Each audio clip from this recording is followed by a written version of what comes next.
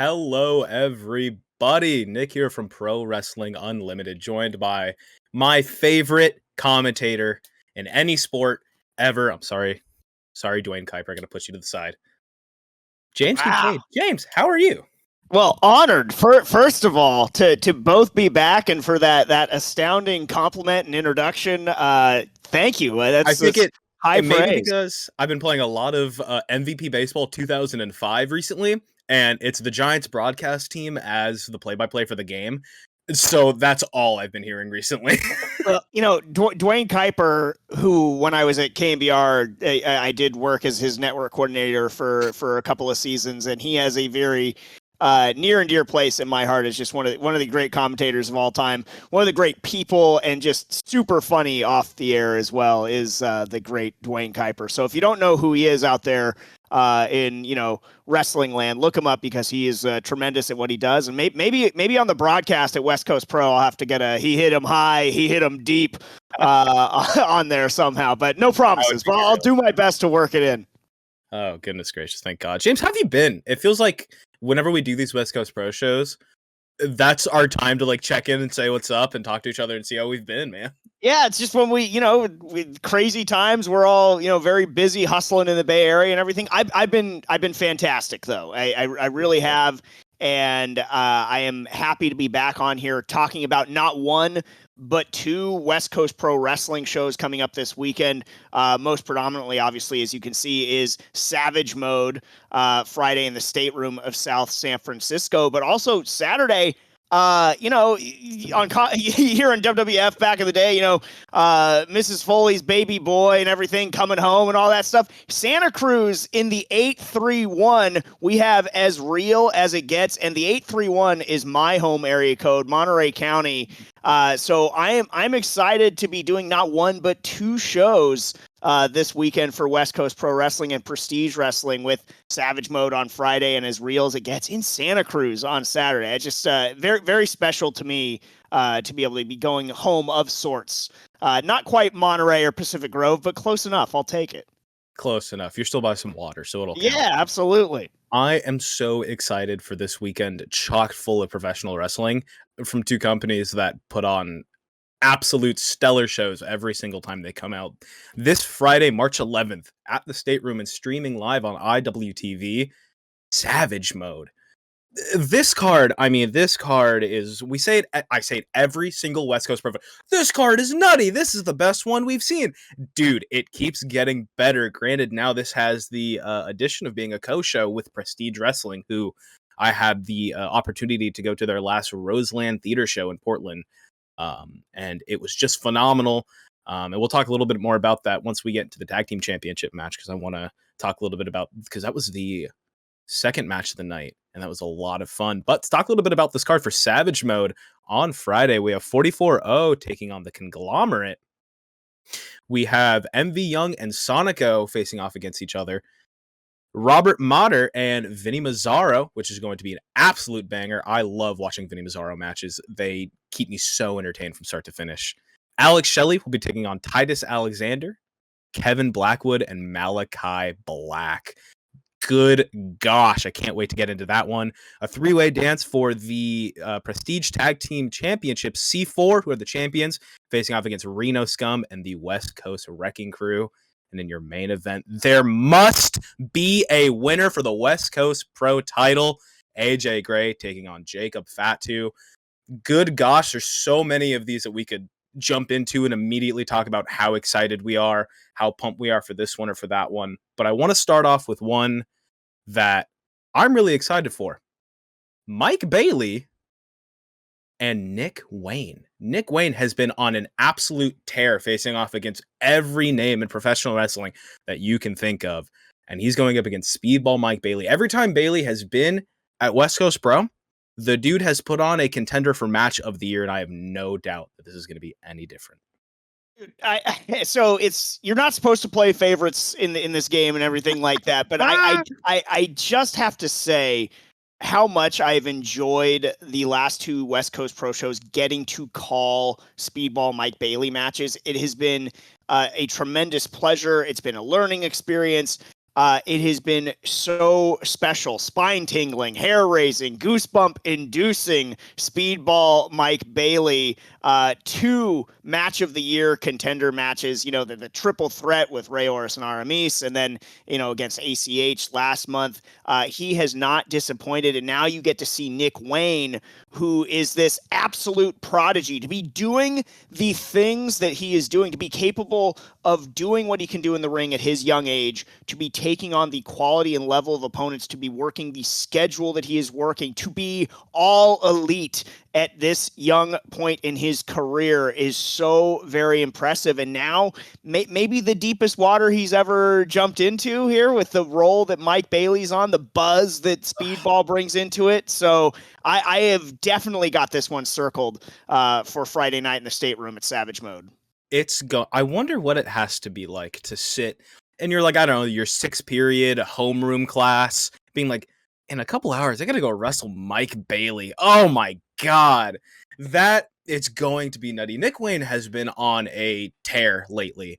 Of the people he's been facing, the matches that he's been putting on. You had the opportunity to see him at the Prestige show in Portland as well. Like you just said, man, the things that he can do at his age are unbelievable. Super excited to see as he continues to like get older, sign to All Elite Wrestling, see what's next for him. But the right now for him is absolutely insane.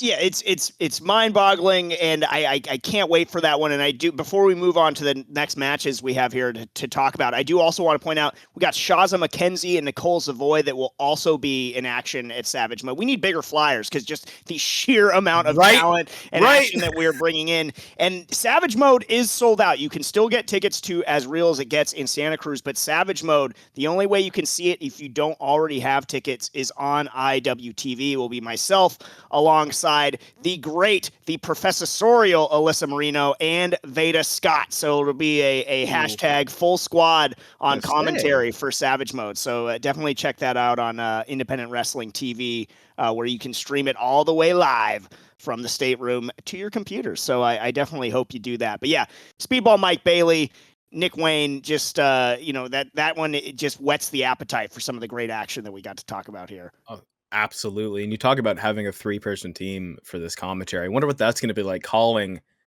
the match that I'm going to go ahead and just call it now that it will be a match of the night. But Malachi Black and Kevin Blackwood is going to be one of the nuttiest professional wrestlers. These two guys are going to try to kick every limb off of each other till they're only on one foot. Oh my goodness, James, what do you think about this match? I mean, I remember when we announced that, Malachi Black was going to be coming to the coast and everything like that. And that was just sort of one of those, insert head explode emoji kind of deals. And then when you see the match announcement that he's going to be taking on Kevin Blackwood, your mind just starts to race at the possibilities of what you'll see. You're calling it as match of the night. It certainly has that potential to be match of the night, has potential to be match of the year. And I just love the sort of similarities that they bring into this, sort of similar aesthetics, if I can sort of, make a turn of phrase on the aesthetic crippler, Kevin Blackwood, and then with Malachi Black, similar styles in many respects. We were talking before we started recording that just the amount of striking that I expect to go down in this match will not be for the faint of heart. And, Blackwood's just been on such a roll. He's demonstrated that in West Coast Pro Wrestling. He's demonstrated that, down at PWG. And, the things that he is doing, he is, near the top of the list of ones to watch in 2022. And now getting to ply his skill against the likes of Malachi Black and everything he's been doing in AEW, and just showing what a phenomenal talent he is, no matter what company he is working for. Man, what else can you say about it? Can't wait. I cannot wait for this match. Those two guys are going to beat the living hell out of each other. I am very excited. But another match I'm also really excited for was a match that when I saw it, I went, oh, it's kind of cool. I'm with this. And I went about my day and I kept thinking like, oh, well, now that I think about it, this might actually be kind of a nutty match. Is Titus Alexander and Alex Shelly facing off against each other. This match is going to be a lot of fun. Alex Shelley is one of the professional wrestlers that if you want to show a friend wrestling, if you want to show them what a good wrestler looks like, be it through like talking, through the wrestling, you show them an Alex Shelley match. He's so phenomenal to watch.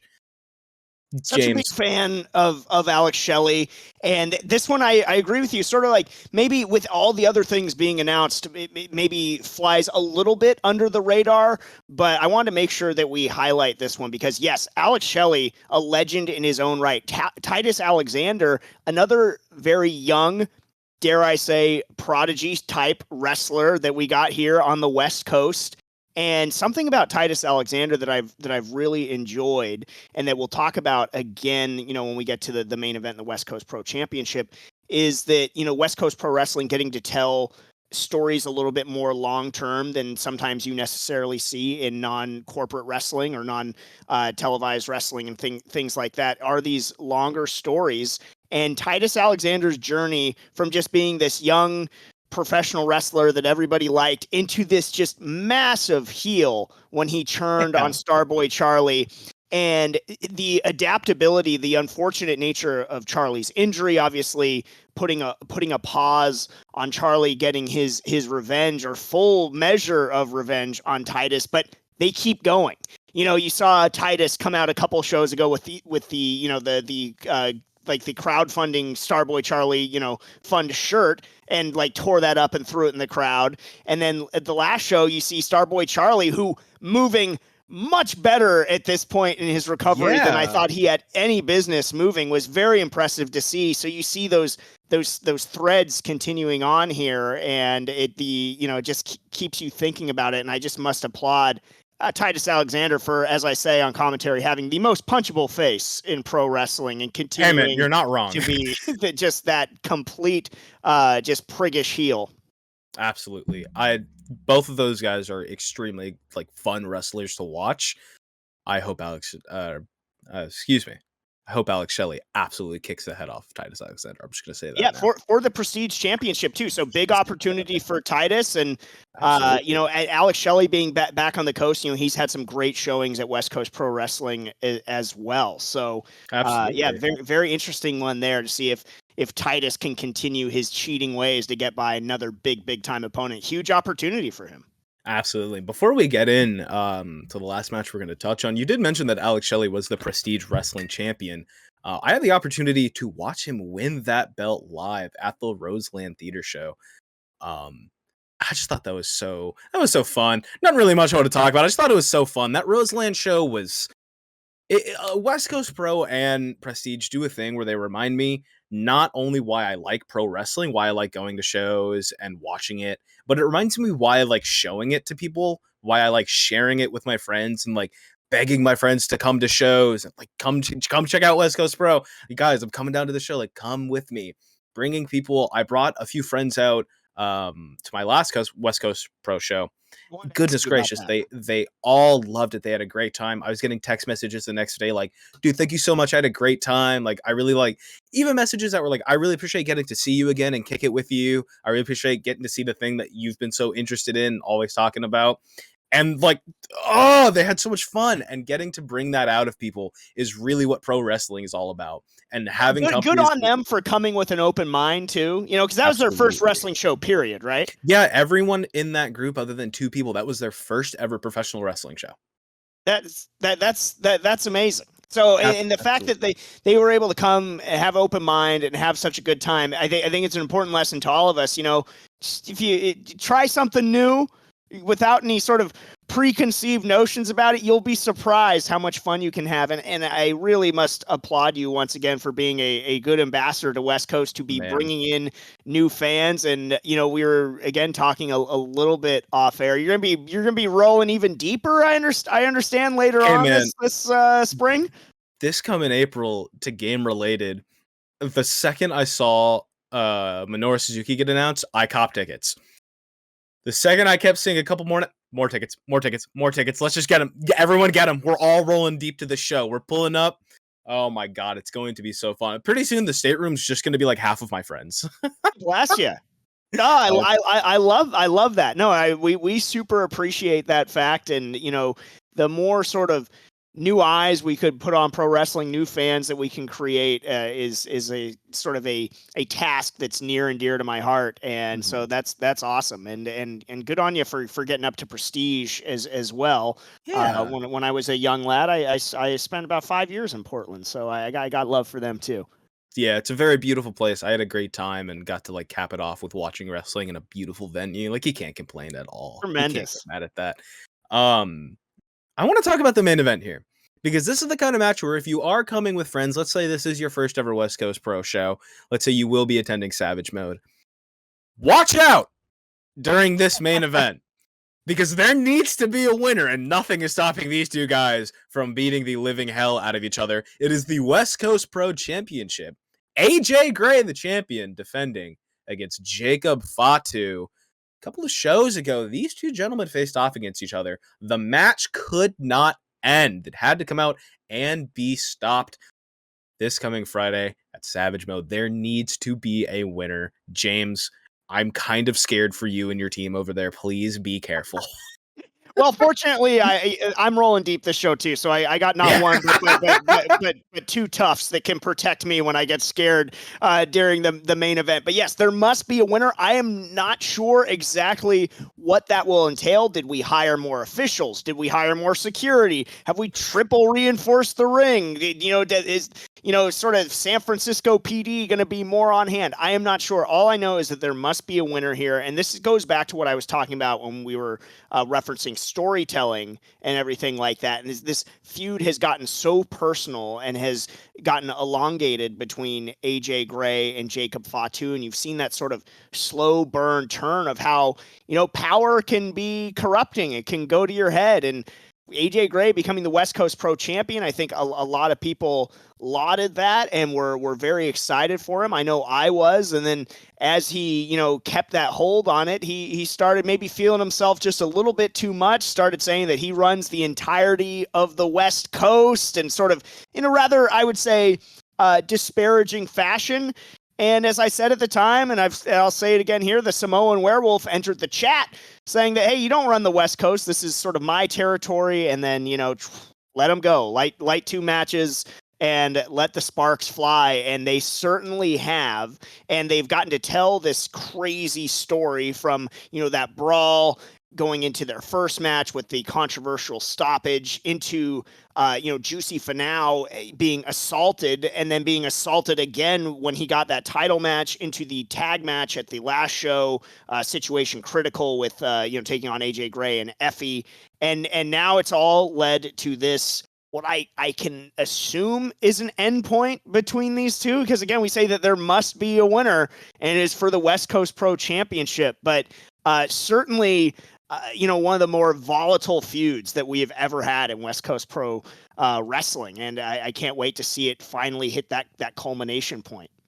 Absolutely. These two guys in their first match against each other for that belt, I happened to be at that show. They beat the hell out of each other. I don't even think AJ Gray got to do his entire entrance before Jacob Fatu was charging at him from outside of the ring, throwing him into the crowd. I have no doubt that this match is going to start equally as hot. This is going to be very, very fun to watch. You should be watching it on IWTV. I'm going to be honest with you, but if you're not already at the stateroom, even if you are at the stateroom, just load up your phone and just put it on. Just listen to James' voice. You got to hear him do that play-by-play, brother. I appreciate that, but yes, you can catch it if you don't have tickets. Unfortunately, if you waited too long, you can hear myself, Alyssa Marino, and Veda Scott on commentary on IWTV, and we try our best to give you an audio-visual postcard from the stateroom and sort of really, bring out and capture those moments that only West Coast Pro Wrestling can give you. And I'm so thrilled to be on the call once again for Savage Mode that is on Friday from the stateroom. And one more time again on Saturday. You can catch it on IWTV, but if you want to come on down to Santa Cruz, tickets are still available for As Real As It Gets. You're going to have Alex Shelly in action. You're going to have Vinny Massaro, Juicy Finau, Ray Orris. All sorts of names will be in action as well in Santa Cruz at As Real As It Gets. And it is such an incredible pleasure to be the play-by-play voice for West Coast Pro Wrestling, and in the matches that I get to call, the talent that I get to work with and am surrounded by. It never ceases to just be sort of very humbling and just a ton of fun. Absolutely. I mean, the shows to go to are a ton of fun to hang out with, meeting everybody at the show, standing in line for food or merch to take pictures and meeting new people, hearing about what their favorite match was, what they're looking forward to the most. You really start to create a lot of friendships and relationships at that show where you're kind of going part for the wrestling and part so you can go see your friends again, to go hang out and be in that little community center in there. It's so nice. I love it so much. I think that's a fantastic point too, because I think for anybody that's watching this that maybe hasn't been to an independent professional wrestling show, the communal aspect and the intimate aspect of coming to these shows cannot be overstated. The interaction that you can have with some of your favorite professional wrestlers, and just making new friends as well. This common bond that you all share. I went to Hood Slam the other week out in Oakland, and just people I hadn't talked to before just started chatting you up in line, and it's a great time. It's a great community to be a part of, and I could only wish I could travel back in time and tell a younger me about what independent professional wrestling is really like, and the ability for me to have been able to maybe go to more of those shows and say thank you, or let certain wrestlers know how much you appreciate their work and stuff. It's a very powerful and very circularly empowering feeling. So if you've never been to one, I certainly encourage you to come check out West Coast Pro Wrestling as soon as you can, because you will not regret it.